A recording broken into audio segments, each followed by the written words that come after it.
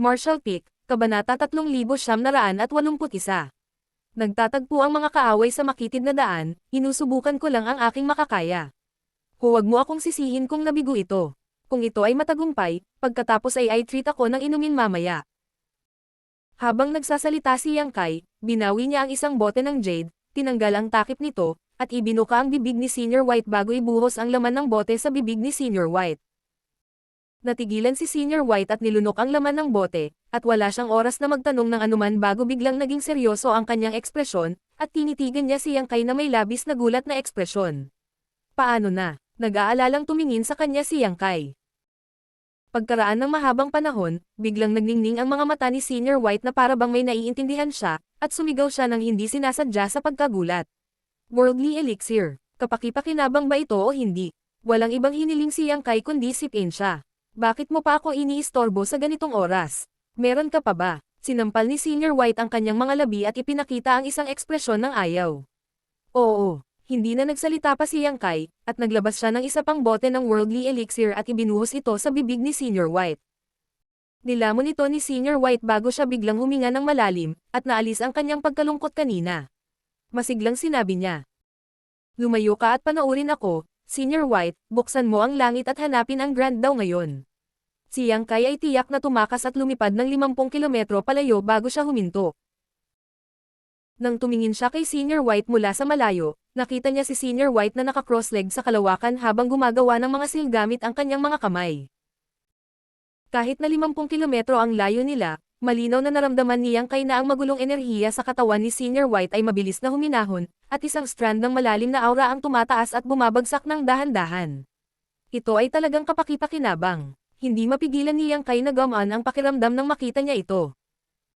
Naisip niyang bigyan si Senior White ng ilang worldly elixir, at hindi niya alam ang eksaktong epekto.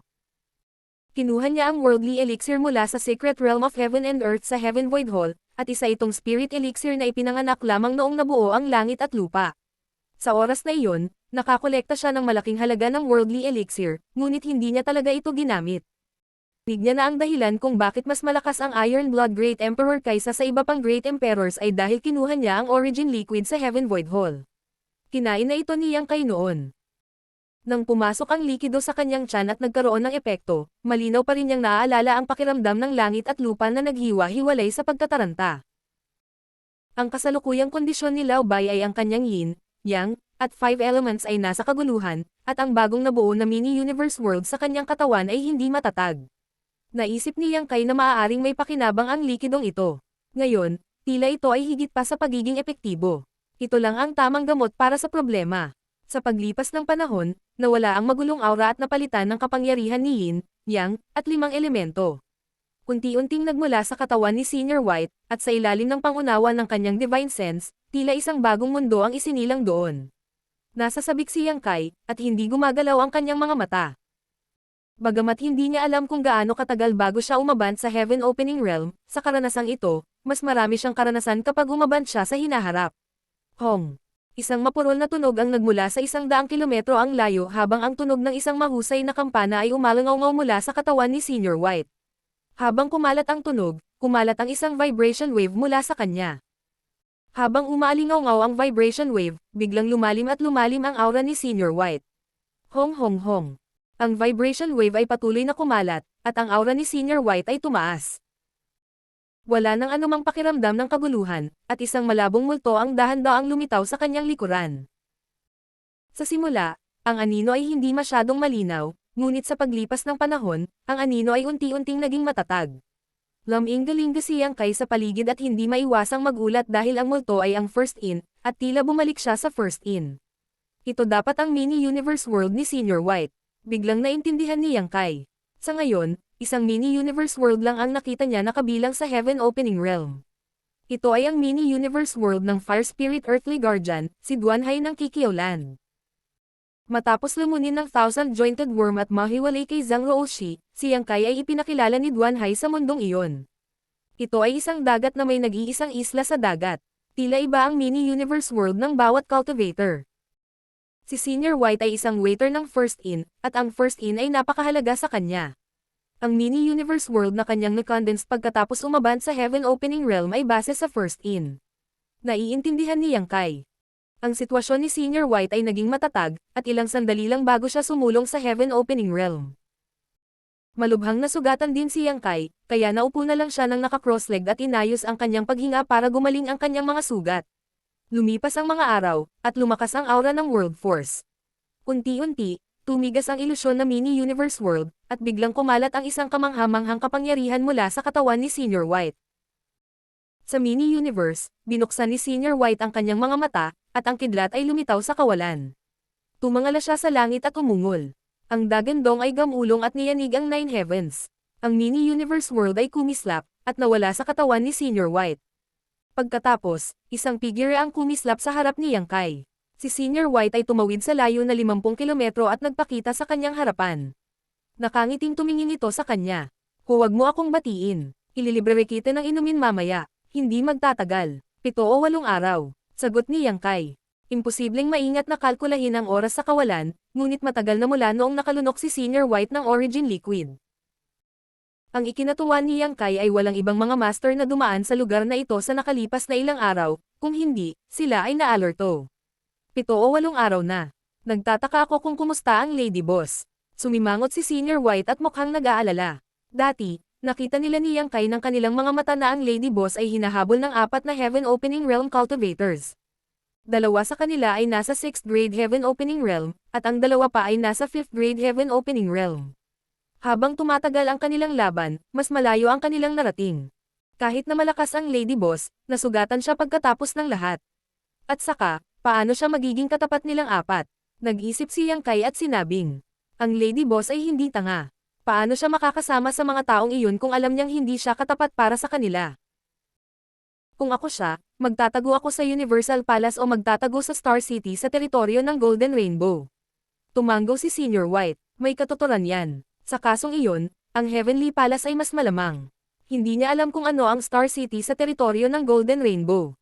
Kung hindi ito kontrolado ni Dazontian, hindi naman talaga ipinagbabawal ang labanan sa Star City.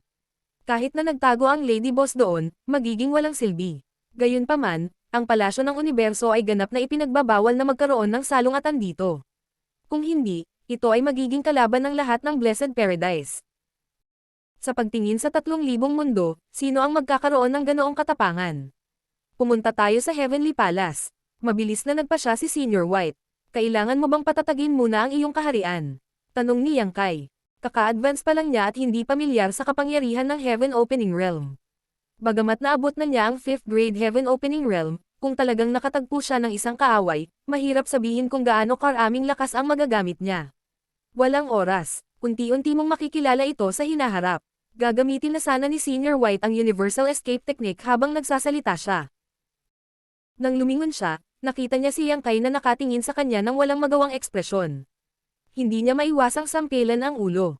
Tama. Nakalimutan kong hindi mo pala iniwan ang tatak mo sa Heavenly Palace sa teritoryo ng Golden Rainbow. Nang hindi umaalis sa kanyang brand, hindi niya magagamit ang Universal Escape Technique para pumunta sa Heavenly Palace. Mauna ka na, mabagal akong lilipad doon. Inilabas ni Yang Kai ang star habang nagsasalita siya. Tiningnan niya ang lokasyon at sinabing, hindi naman malayo, 4 o 5 araw lang ang aabutin. Nag-alinlangan si Senior White, ngunit kung nag-iisa ka. Sabi ni Yang Kai sa mahinang boss. Okay lang ako, mas mahalaga ang Lady Boss. Iniisip ang ekspresyon ng Lady Boss bago siya umalis, naramdaman niyang kaya ang sakit sa kanyang puso. Kung hindi dahil sa pagiging maingat niya sa kanya at kay Senior White, bakit pilit nalilipat ng Lady Boss ang larangan ng digmaan? Alam ni Senior White na hindi ito ang oras para mag-antala. Siya ay gumugol na ng 7 o 8 araw upang umabant sa Heaven Opening Realm. Pagkatapos ng mahabang panahon, tiyak na magiging mas malala ang sitwasyon ng Lady Boss. Kinagat niya ang kanyang mga ngipin at sinabing, sige, mag-ingat ka, tumanggo si Yang Kai. Hindi na nag-alinlangan pa si Senior White at isinagawa ang Universal Escape Technique. Binalot siya ng liwanag habang ang isang malaking pormasayon ay lumulutang sa ilalim ng kanyang mga paa, at agad siyang lumipad palayo. Pagkaalis niya, kumislap ang figure ni Yang Kai at lumipad patungo sa Heavenly Palace. Batay sa star, aabutin ng 4 o 5 araw bago makarating sa Heavenly Palace. Kahit na bumiyahe si Yang Kai ng buong bilis, aabutin siya ng hindi bababa sa 3 araw bago makarating sa Heavenly Palace. Nag-aalala siya sa kanyang puso dahil hindi niya alam kung ano ang kalagayan ng Lady Boss at kung nakatakas ito. Kasabay nito, kinasusuklaman niya si Chijin at ang iba pa dahil sa pagiging walang hiya. Talagang napakataksil nila at hindi nag-atubiling gamitin ang Yang Silang Ground para akitin ang Lady Boss sa kanilang bitag. Ang paglalakbay sa kalawakan ay lubhang malungkot. Maliban kung nagkataon lang, napakahirap para sa kanya na makatagpo ng iba sa walang hangganang mundong ito. Pagkalipas ng 2 araw, si Yang Kai na naglalakbay na nakayuko ay biglang nakaramdam ng isang divine perception na dumaan mula sa unahan at dumaan sa kanya. Ang kanyang ekspresyon ay hindi maiwasang maging malamig, at nagmamadaling itinaas ang kanyang ulo upang tumingin. Wala siyang makitang anuman sa loob ng kanyang larangan ng paningin, at wala siyang makitang anuman nang ilabas niya ang kanyang divine perception. Alam niya na ang may-ari ng divine perception na iyon ay may lakas na higit pa sa kanya, at iyon ang dahilan kung bakit hindi niya natukoy ang mga track ng may-ari. Sa sandaling nag-iisip siya ng ganito, biglang nagbago ang ekspresyon ni Yang Kai dahil ang divine perception na dumaan sa kanya ay hindi lumayo, at mahigpit itong nakalock sa kanya. Hindi man lang nag-isip si Yang Kai bago niya direktang ginamit ang spatial laws para tumakas, at ilang daang kilometro na ang layo niya nang siya ay muling lumitaw. Kahit sino pa ang may-ari ng divine perception na iyon, dahil nakalock ito sa kanya, tiyak na wala itong magandang intensyon, kaya paanong hindi marunong tumakas si Yang Kai. Nakaramdam siya ng labis na kalungkutan sa kanyang puso. Nakakalungkot talaga ang pagiging mahina. Ako ay walang talo sa Star Dimension, ngunit kapag ako ay lumabas sa mundong ito, kahit sino ay maaaring habulin ako tulad ng isang kuneho. Mukhang makaka-advance lang ako para maging henyo sa lalong madaling panahon tulad ni Senior White para makakuha ng foothold. Ang divine perception ay hindi humiwalay, at patuloy itong nakalock kay Yang Kai, at ang bilis nito ay napakabilis. Gaano man kumilos si Yang Kai, hindi pa rin niya maalis ang pagtugis ng kabilang partido, at ang bilis ay patuloy na bumababa. Pagkatapos ng buong kalahating araw, sa wakas ay naramdaman ni Yang Kai ang aura ng taong nasa likod niya, na nangangahulugan din na ang taong humahabol sa kanya ay nasa saklaw na ng kanyang divine perception. Ikaw kasi Pagkatapos ng maingat na pagsisiyasat, nagulat at nagalit si Yang Kai, at nagmura siya sa kanyang puso. Ang humahabol sa kanya ay walang iba kundi ang babaeng nakaaway noon sa Lady Boss, si Yuhi. Dahil nandito si Yuhi, ibig sabihin tapos na ang labanan sa Lady Boss. Biglang lumubog ang puso ni Yang Kai, at likas niyang naramdaman na nasa masamang sitwasyon ang Lady Boss. Pero galing lang siya sa Emperor Realm, kaya bakit hinahabol siya ng babaeng ito? Sa pagtingin sa kanyang direksyon, dapat na siya ay nanggaling sa Heavenly Palace, kung hindi, walang dahilan para siya ay tumakbo sa kanya. Siya ay naguguluhan, ngunit ang boses ni Yuhi ay biglang tumunog sa kanyang isipan. Gusto mo bang malaman kung si Lan Yuroo ay patay na o buhay? Martial Peak, Kabanata 3982. Grand Ancient Ruins Rolling Fog. Ang figure ni Yang Kai na lumilipad pasulong ay biglang tumigil. Alam niyang baka isa itong bitag, ngunit hindi pa rin siya makagalaw. Siya gritted kanyang ngipin, tumigil sa pwesto, ibinaling ang kanyang ulo, at naghintay ng tahimik. Si Yuhi ay isang 5th grade Heaven Opening Realm. Maliban na lang kung ginamit niya ang Space Spirit Bead, tulad noong huling beses nang lumabas siya sa Golden Crow Palace, walang paraan na tuluyan niya itong maalis. Ngunit kahit na ginamit niya ang Space Spirit Bead, maaaring wala siyang pagkakataon. Noong nakaraang pagkakataon, nagawa niyang maalis ang Lady Boss at ang iba pa dahil nag-aalala sila sa bangkay ng Golden Crow at nagambala sa kanya, na nagbibigay sa kanya ng pagkakataon na magtagumpay. Walang kumpiyansa si Yang Kai na gawin itong muli. Maya-maya, maaabutan niya, kaya tumigil na lang si Yang Kai sa pagtakbo.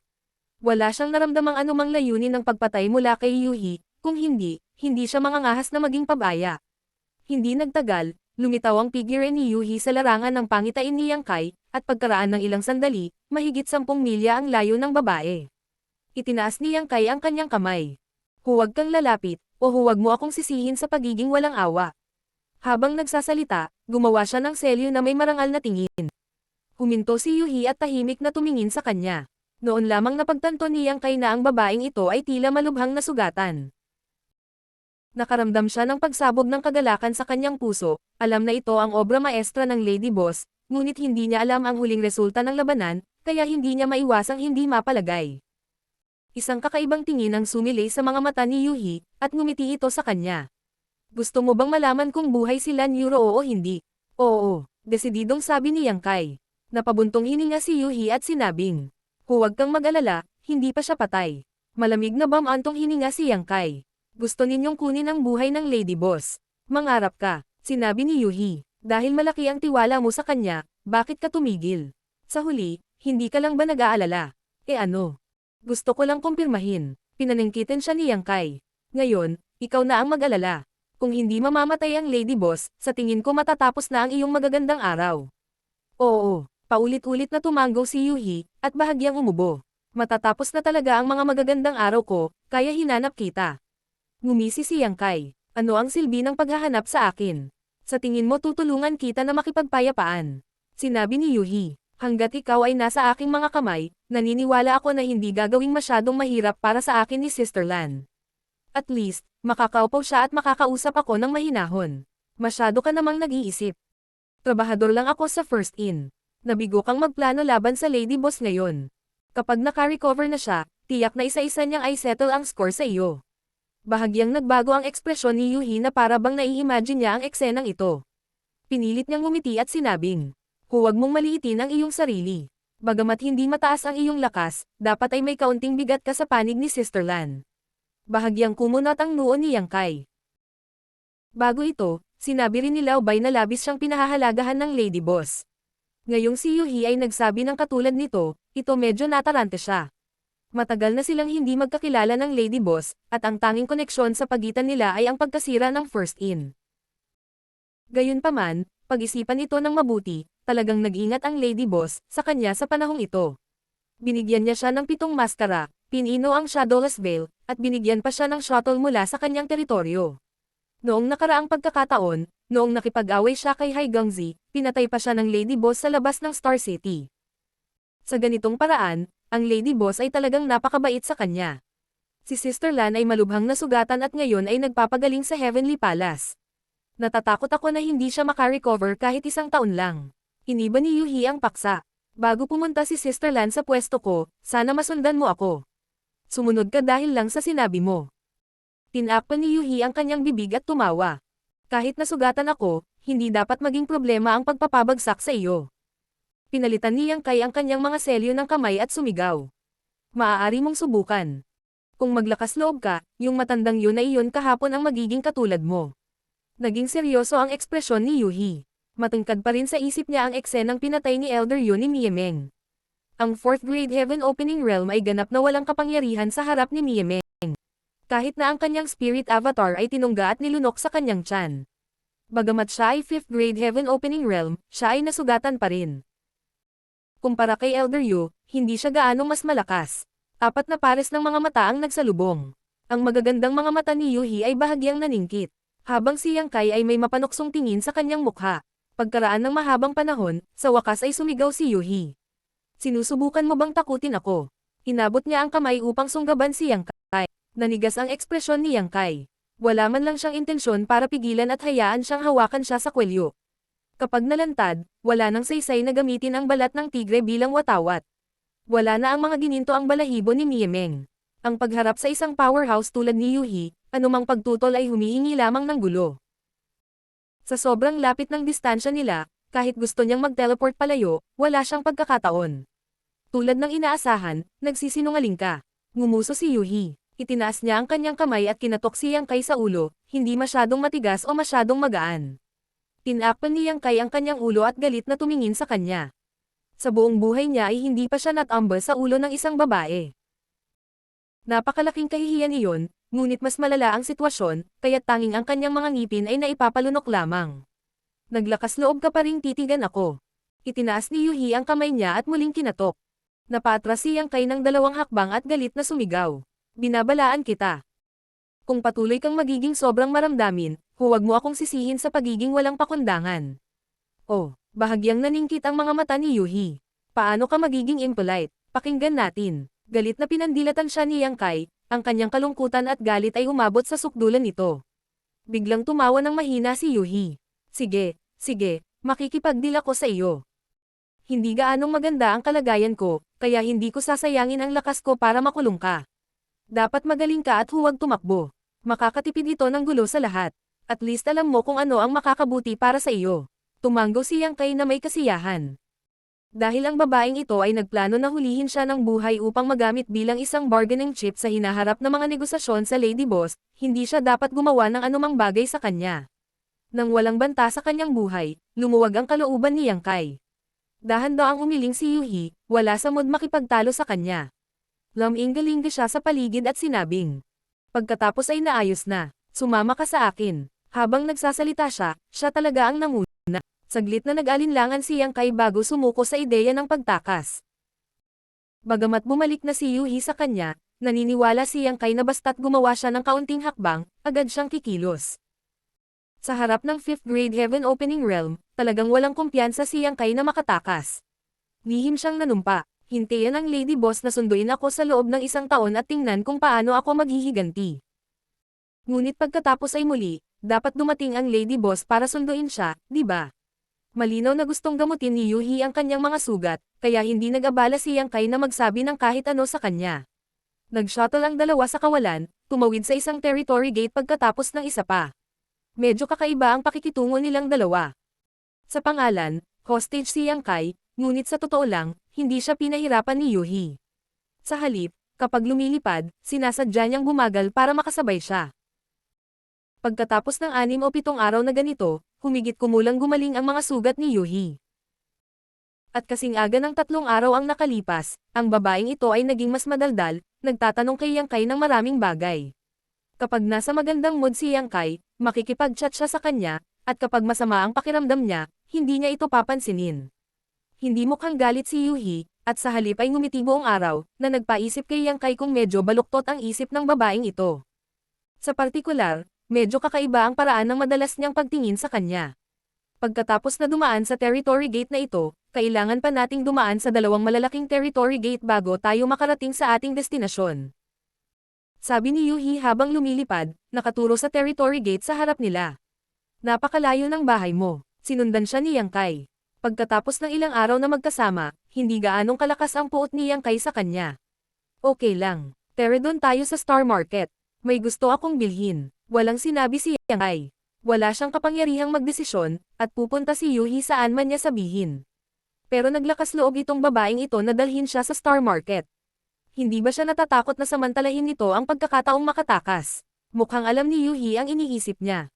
Lumingon siya at ngumiti, yung Star Market ay walang may-ari. Bawal ang away. Kung gusto mong tumakas, subukan mo. Hindi napigilan ni Yang Kai na kulutin ang kanyang mga labi. Nagtataka siya kung bakit matapang ang babaeng ito. Ayaw niyang pumunta sa ibang Star Market kundi ito lang. Kaya nagkaroon ng ganitong dahilan. Matapos dumaan sa territory gate, pinangunahan ni Yuhi si Yang Kai sa isang Star Market. Ang Star Market na ito ay nagbigay kay Yang Kai ng ganap na kakaibang pakiramdam mula sa first in. Pagpasok pa lang niya sa Star Market, nakita niya ang mga taong nag-aaway sa mga lansangan. Napakagulo noon. Maraming tao ang tumingin sa kanya ng may malisyosong mga mata, lalo na kapag tumingin sila kay Yuhi na may magandang figure. Panakanika ang kasakiman sa kanilang mga mata. Gayunpaman, natakot sila sa makapangyarihang aura ni Yuhi, kaya walang nang ahas na gumawa ng gulo. Sa halip na tawagin itong Star Market, naramdaman ni Yang Kai na mas angkop na tawagan itong Black Market. Ito ay tila isang lugar kung saan nagtitipon ang mga taong nakatira sa dilim. Napakalaki ng Star Market. Ito ay ilang beses na mas malaki kaysa sa Star Market na pinamamahalaan ni Dazon Tian. Marami ding nagkukumpulan dito. Tinansya ni Yang Kai na mayroong hindi bababa sa 100,000 tao dito. Kasunod ni Yuhi sa ilang tindahan, hindi nakaimik si Yang Kai habang pinapanood niya itong gumagastos na parang tubig. Ang 5th grade Heaven Opening Realm ay hindi pangkaraniwan. Napakagulo ng mga binili ni Yuhi. Ang ilan ay para sa paglilinang, at ang ilan ay para sa pagpapagaling. Makikitang madalas pumunta si Yuhi sa Star Market na ito at pamilyar sa mga tindera ng ilang tindahan. Matapos mamili ng mahigit kalahating araw, sa wakas ay nabili na rin nila ang lahat ng kailangan nila. Walang tigil, aalis na ang dalawa. Sa sandaling ito, biglang nagkaroon ng kaguluhan sa kalye, at maraming tao ang tumangala sa langit. Sa ganoong kalaking paggalaw, natural na imposibleng hindi mapansin ni Yang Kai at Yuhi. Hindi nila maiwasang tumigil at tumingin sa direksyon ng mga tingin ng lahat. Dahil sa nakita niya, kumunat ang noo ni Yang Kai. Sa itaas ng kalangitan, isang malaking masa ng kulay rosas na fog ang lumalapit sa kanya. Ang lugar na sakop ng fog na ito ay hindi mailalarawan. Tila napupuno nito ang kanyang buong larangan ng paningin. Higit pa rito, ito ay gumagalaw sa napakabilis na bilis. Noong unang nakita ito ni Yang Kai, malayo pa ang pink na fog, ngunit sa isang kisap mata, nasa itaas ito ng Star Market at bumababa pa rin sa napakabilis na bilis. Ano ito? Natigilan si Yang Kai at likas na naramdaman na may mali. Ang Great Cosmological Abyss. Bago pa makasagot si Yuhi, may mga sumisigaw na ng gulat sa kalsada, parang may nakakilala sa pinanggalingan nitong pink fog. Nagbago din ng husto ang ekspresyon ni Yuhi. Hinawakan niya ang braso ni Yang Kai at sumigaw. Tara na. Naramdaman lang ni Yang Kai na gumaan ang kanyang katawan, at pagkatapos ay mabilis na umatras ang paligid. Nakapagtataka, ginagawa ni Yuhi ang lahat para makatakas, na parang gusto niyang takasan ang saklaw ng fog na ito. Martial Peak, Kabanata 3983. Grand Ancient Ruins Boundary. Si Yuhi ay parang may kaharap na malaking kaaway, na nagpakaba kay Yang Kai. Bagamat hindi niya alam kung ano ang Great Cosmological Abyss Fog, maaari niyang hulaan na tiyak na hindi ito magandang bagay. Ang lahat sa Star City ay galit na umatras. Nagtakbuhan ang lahat, nilinggan ni Yang Kai ang kanyang ulo, at ang kanyang mga mag-aaral ay biglang lumiit. Sa ilalim ng shroud ng Great Cosmological Abyss Fog, ang cultivator na hindi nakatakas sa oras ay nawala sa manipis na hangin. Ang kulay rosas na fog ay parang isang hindi nakikitang hayop na nilamon ang lahat ng cultivator. Gaano man kataas ang kanilang cultivation, hindi nila napigilan. Nakakita pa si Yang Kai ng third grade heaven opening realm, na hindi nakatiis kahit isang sandali kahit na ginamit ang lahat ng kanyang lakas. Hindi lang ganito ang cultivator, maging ang mga gusali sa Star City at Spirit State kung saan naroon ang Star City ay pareho rin. Sa hamog na ulap, ang Spirit State ay nawala, at gayon din ang mga gusali. 3 hininga. Sa loob lamang ng 3 paghinga matapos matuklasan ni Yang Kai ang Great Cosmological Abyss Fog, mahigit kalahati ng Star City ang nawala, kasama ang lahat ng nasa loob nito. Hinawakan ni Yuhi ang braso ni Yang Kai at desperadong tumakas. Isa siyang 5th grade heaven opening realm, at hindi mahina ang kanyang lakas. Kapag ginamit niya ang kanyang buong lakas, ang kanyang bilis ay napakabilis, ngunit kahit na, hindi siya nakatakas sa pagtugis ng hamog.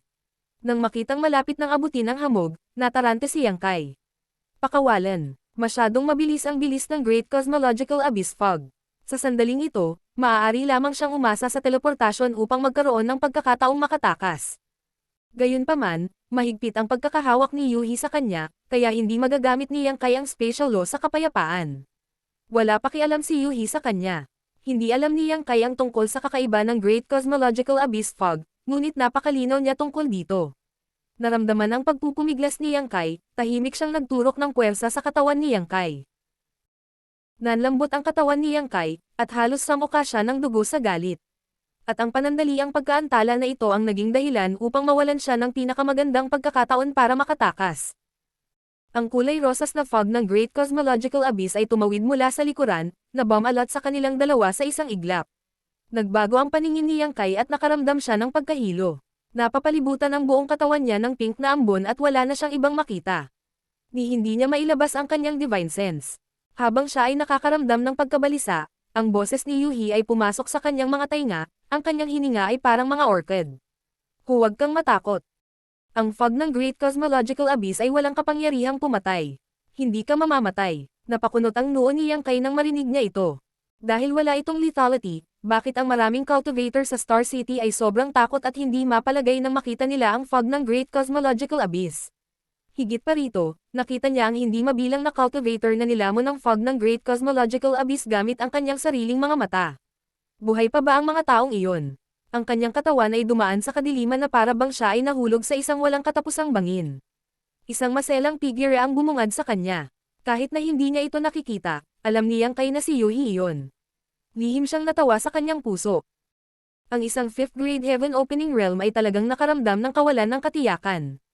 Gayunpaman, mas curious siya sa sandaling iyon. Hindi niya alam kung ano ang fog ng Great Cosmological Abyss, hindi niya alam kung ano ang mangyayari pagkatapos niyang lumunin ito. Gayunpaman, ang kasalukuyang pakiramdam ay hindi pamilyar. Para siyang naglalakad sa hindi malamang lugar. Hindi nagtagal ay nawala ang pink na ambon na bumabalot sa kanyang katawan. Biglang lumino ang kanyang paningin, at tila nakarating na siya sa ibang mundo. Tiyak na hindi ito ang Star City ngayon lang dahil malawak at walang hangganan ang kanyang paningin, para siyang nasa isang kapatagan. Maraming cultivator na nakakalat sa paligid. Oo naman, sila ang mga hindi pinalad na nilamon ng hamog ng Great Cosmological Abyss kanina lang. Tumangala sa langit, sumimangot si Yang Kai. Nakita niyang madilim ang langit, na para bang anumang oras ay maaaring gumuho, na naglalabas ng labis na mapang-ipong pakiramdam. Maraming mga guho ang nakakalat sa likod niya. Kung titingnan sa hugis ng mga gusaling ito at ilang mga plaque, dapat na sila ang mga tindahan ng Star City.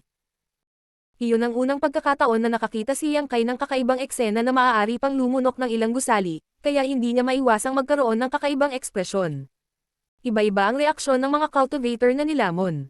Ang ilan ay mukhang nasa sabik, ang ilan ay mukhang nalulumbay, at ang ilan ay isinumpa pa ang mapahamak na langit.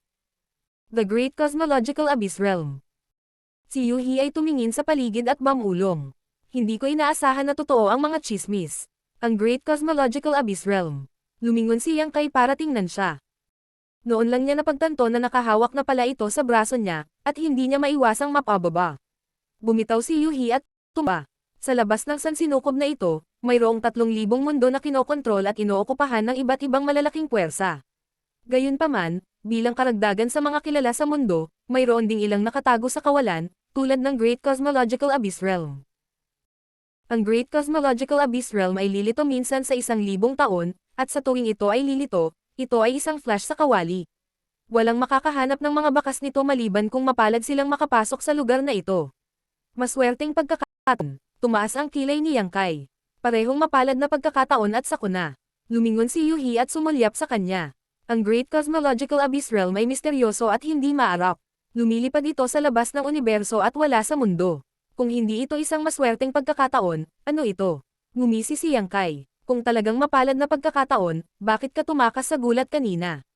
Paano manunumpa ng malakas ang sinuman sa mga nakapaligid na cultivator? Paanong may taong may mapupulang mukha? Ang mukha ni Yuhi ay unti-unting naging solemn na habang sinabi niya sa malalim na boses.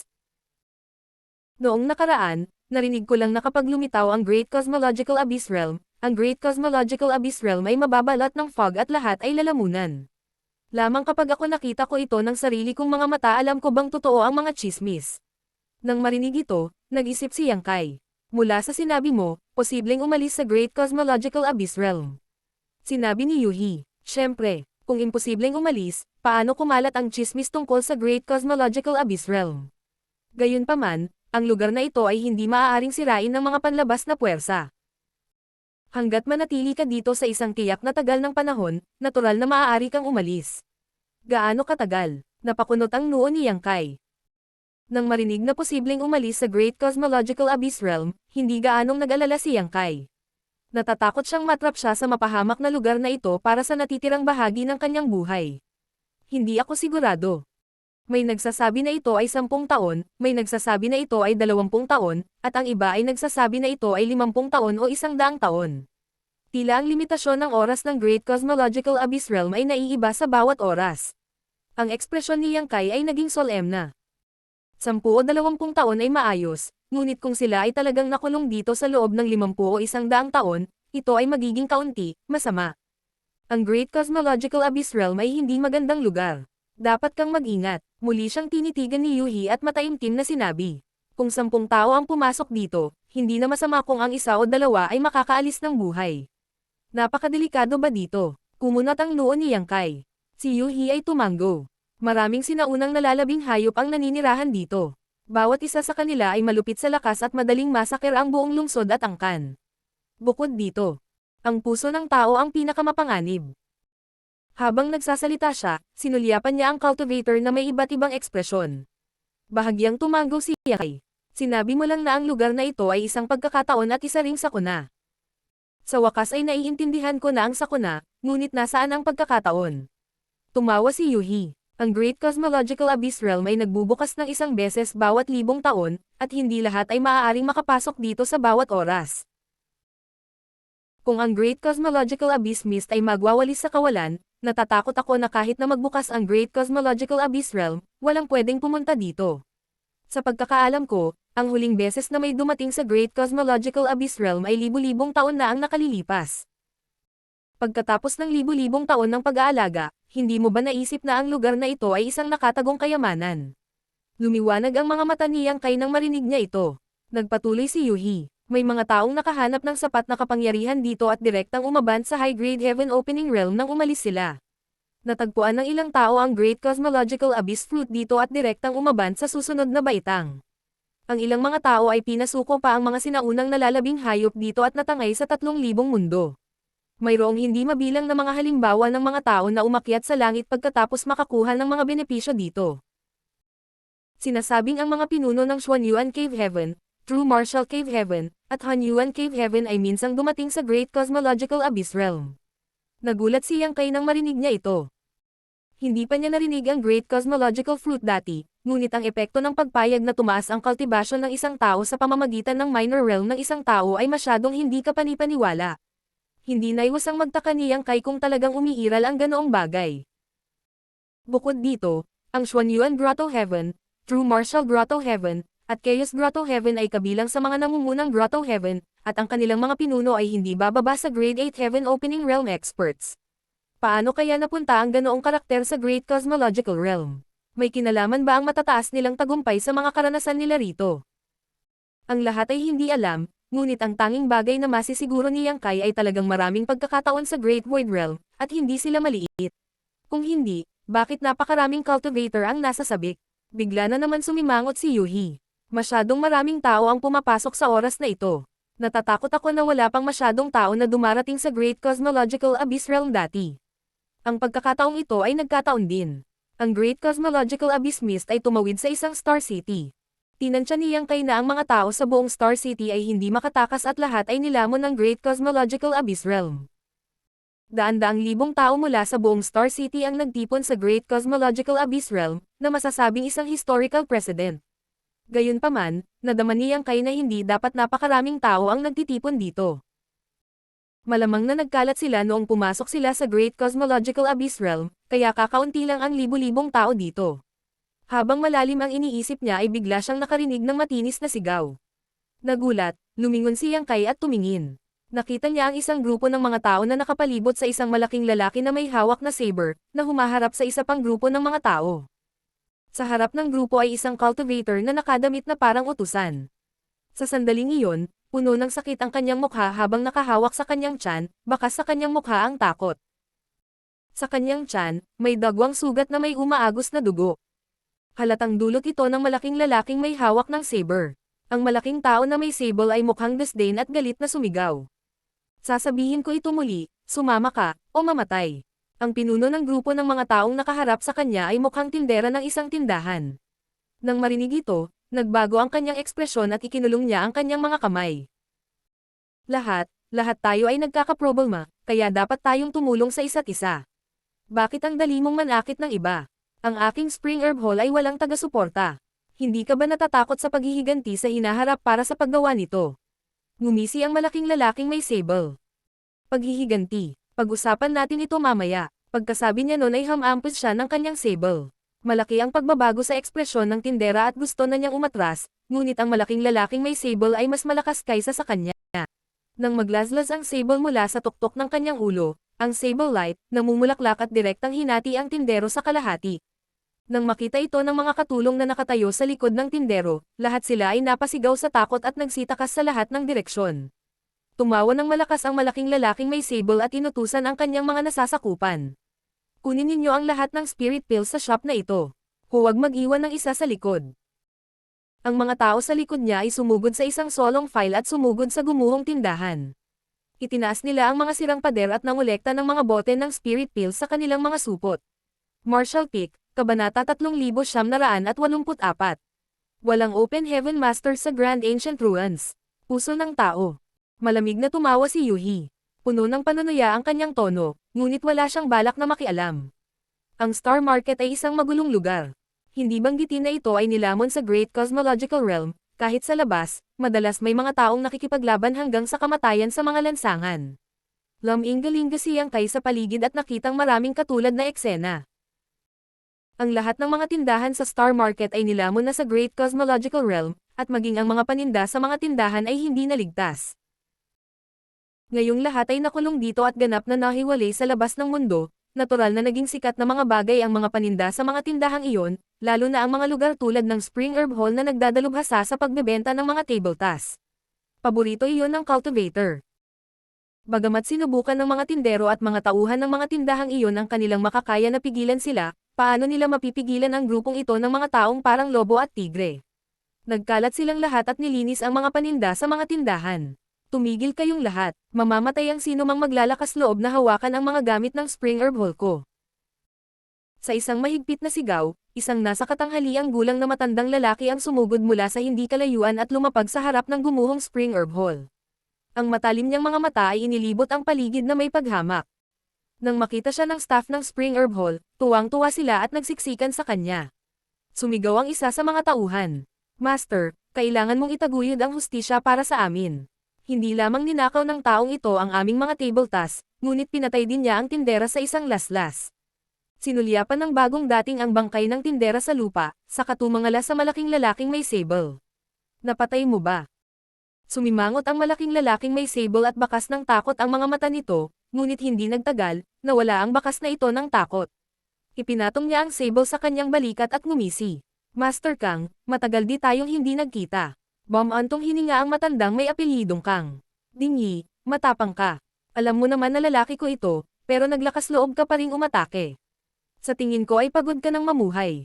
Masunurin kang lumuhad at pailay ang iyong sarili, paglilinang, at ang matandang ito ay makakaligtas sa iyong buhay. Kung maglakas loob kang maging matigas ang ulo, huwag mong sisihin ang matandang ito sa pagiging walang awa. Narinig ito ng lalaking tinatawag na Dingyi at sinabing, nakakabilib talaga si Master Kang. Umiling siya, ngumiti siya at sinabi, kung nasa labas tayo, hindi ako mangangahas na saktan ang Master Kang, na nasa 3-grade Heaven Opening Realm. Luluhod lang ako at dilaan ang iyong bota. Master Kang, nakalimutan mo na ba kung nasaan ka? Ito ang Great Cosmological Realm, at ang Great Cosmological Realm ay tinatakan ng fog ng Great Cosmological Realm. Iniisip ko kung anong uri ng lakas ang may lalabas ni Master Kang sa kanyang 3rd-grade Heaven Opening Cultivation Base. Galit na sinabi ng matandang may apelyidong Kang. Higit pa sa sapat na upang patayin ka. Itinaas ni Dingyi ang kanyang sable at humakbang pasulong. Pumikit siya at sinabing, kung gayon, kailangan kong maranasan ang kakayahan ni Master Kang. Nililigawa mo si kamatayan. Nagalit si Old Man Kang. Ang taong ito na dating yumuyuko at kumamo sa kanyang harapan ay talagang walang pakundangan na nagalit sa kanya sa sandaling ito. Paano niya natitiis ito? Nang matapos siyang magsalita, sinunggaban niya si Dingyi at ibinaba ang palad. Hindi natakot si Dingyi nang makita niya ito. Sa halip ay nagningning ang mga mata niya at tumawa. Ikaw matandang aso, daan-daang taon ka nang nakasakay sa ulo ko. Ngayon, babalik ako ng interes. Sa kahulugan ng kanyang mga salita, tila may pagkagalit siya sa matandang ito na may apelyidong Kang. Kung hindi niya na-target ang Spring Herb Hall. Ang saber na ilaw ay lumundag at bumagsak. Isang marahas na kapangyarihan ang nagtagal sa mahabang sable, na pinutol ang matandang lalaki na pinangalan ng lakas ng palad ni Kang at pumipindot pasulong. Ang matandang lalaki na may apelyidong Kang ay sunod-sunod na pumutok ng ilang palad. Sa ilang booms, naghiwalay ang dalawang figures sa sandaling magkadikit sila. Napaatras si Dingyi ng 12-dosenang talampakan at bumagsak sa isang gumuhong tindahan. 3 hakbang lamang ang paatras ng matandang may apelyidong Kang bago pinatatag ang kanyang katawan. Sa sandaling nagpalitan sila ng suntok, nahulog si Dingyi sa isang dahado. Gayunpaman, ang eksenang ito ay nagpainit sa mga mata ng hindi mabilang na mga tao sa mga mata ng mga nakapaligid na cultivator. Ang matandang ito na pinangalan ng Kang ay nasa 3rd-grade Heaven Opening Realm. Kung nasa labas sila, hindi siya makakalaban ni Dingyi. Gayunpaman, sa Great Cosmological Realm, bagamat hindi pa rin niya kalaban si Dingyi, kahit papaano ay kwalipikado siyang labanan siya. Ito ay naging totoo na ang fog ng Great Cosmological Realm ay tinatakan ang universo. Naliwanagan ang lahat, boom!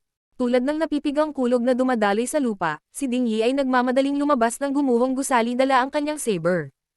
Bagamat umaagos ang dugo sa gilid ng kanyang bibig, kumikinang ang kanyang mga mata. Kinawian niya ang kanyang sable at sinabing, mga kapatid, walang Heaven Opening Realm sa Great Cosmological Realm. Ang matandang asong ito ay nagpahiya sa atin sa loob ng maraming taon. Ngayon, sabay tayong maghayganti.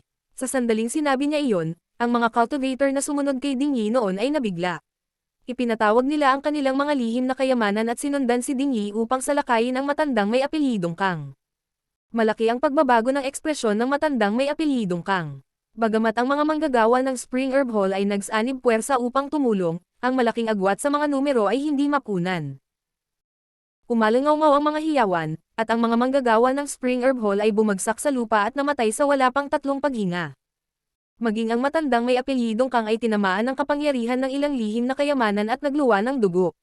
Nang makitang hindi maganda ang takbo ng mga pangyayari, ang matandang lalaki na pinangalan ng Kang ay nagngangalit ng kanyang mga ngipin at sinabing, Dingyi, ang matandang ito ay tiyak na magbabalik ng sama ng loob ngayong araw na ito. Tandaan mo ito. Pagkasabi nun ay tumalikod na siya at nagmamadaling lumabas ng Star City. Bagamat pinangunahan ni Dingyi ang lahat na pigilan siya, wala siyang kapangyarihan. Pagkatapos ng lahat, ang matandang lalaki na pinangalan ng Kang ay may pundasyon ng third grade Heaven Opening Realm. Bagamat hindi niya maibigay ang kanyang buong lakas sa Great Cosmological Realm, hindi siya mapipigilan ni Dingyi at ng iba pa kung gusto niyang tumakas. Sa pagtingin sa papaalis na figure ng matandang may apelyidong Kang, si Dingyi ay tumalsik sa lupa, puno ng ayaw.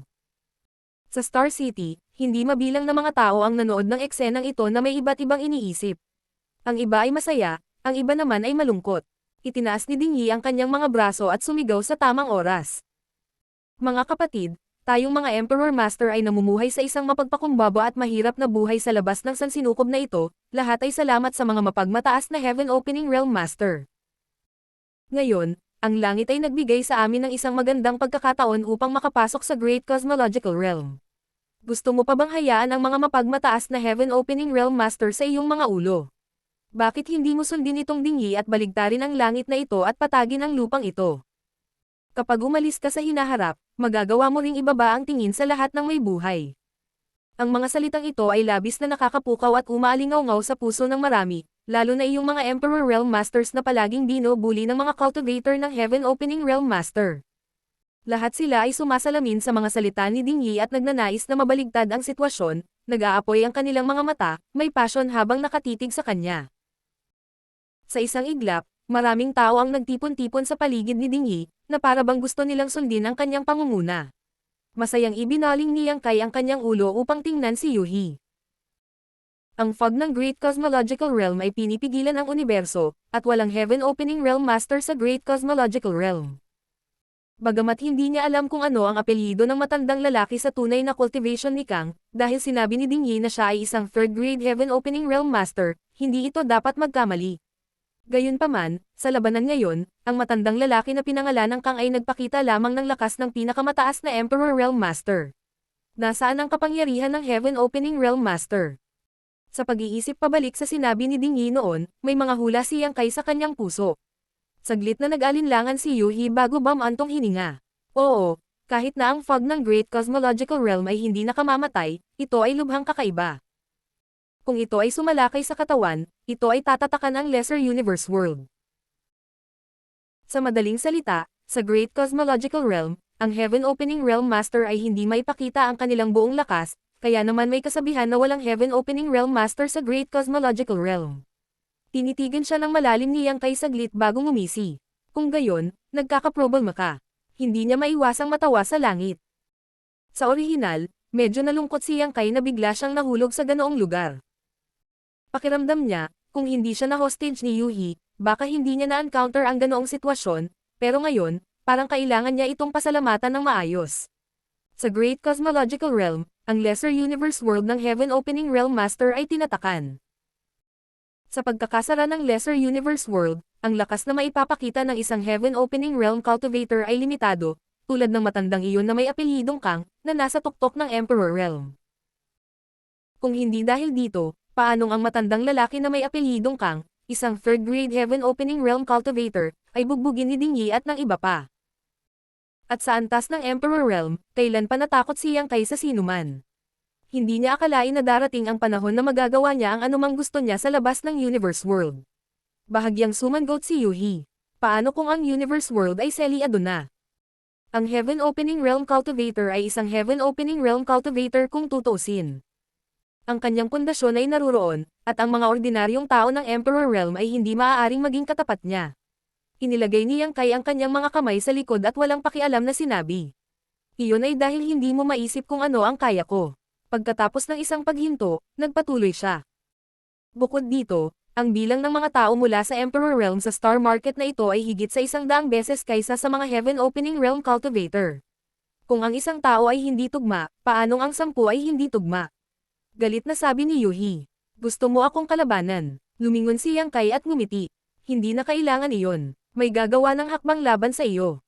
Pagkatapos ng lahat, ikaw ay isang mataas at makapangyarihang Heaven Opening Realm Cultivator. Bahagyang nagbago ang ekspresyon ni Yuhi nang marinig niya ito. Nang lumingon siya, nakita niya si Ding Yi na diretsyong nakatitig sa kanya. Ang mga mata nito ay puno ng kasakiman at pagsinta, patuloy na umiikot sa kanyang magandang mukha at makapal na katawan. Itinutok niya ang kanyang mahabang talam at sumigaw. Mga kapatid, naalala ko na ang babaeng ito ay tila isang 5th grade Heaven Opening Realm Cultivator. Ano sa tingin mo ang dapat nating gawin? 5th grade Heaven Opening Realm. Bulalas ng isang grupo ng mga tao. Para sa karamihan ng mga cultivator, ang mga Heaven Opening Realm Cultivator ay matataas at makapangyarihang pag-iral. Kahit isang 3rd grade Heaven Opening Realm Cultivator tulad ng apelyido ng matandang lalaki. Si Kang ay isang mahusay na figure sa kanilang mga mata, higit pa sa isang 5th grade Heaven Opening Realm Cultivator.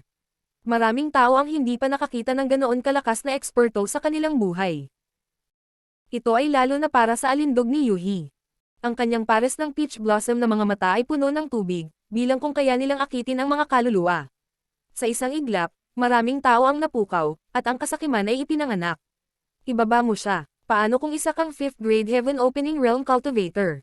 Siya ay kapareho natin sa Great Cosmological Realm. Thirst, isang 5th grade Heaven Opening Realm Cultivator. Hindi pa ako nakakalaro ng ganoong master sa buhay ko. Kung makapag-good night ako sa kanya, sulit naman kahit mamatay ako. Mukhang hindi disenteng tao ang babaeng ito. Tiyak na napaka-excited niya sa kama. Ang mga kahalayan ay nagmula sa lahat ng direksyon, na naging sanhi ng paglamig ng ekspresyon ni Yuhi, at ang kanyang katawan ay umaapaw sa layunin ng pagpatay. Karaniwan, ang mga taong ito mula sa Emperor Realm, o kahit na sa Emperor Realm, ay hindi maglalakas loob na makipag-usap sa kanya ng ganito. Gayunpaman, sa espesyal na kapaligiran ng Great Cosmological Realm, kasama ng pangkukulam ni Ding Yi ngayon, nalantad kaagad ang madilim na bahagi ng puso ng mga tao.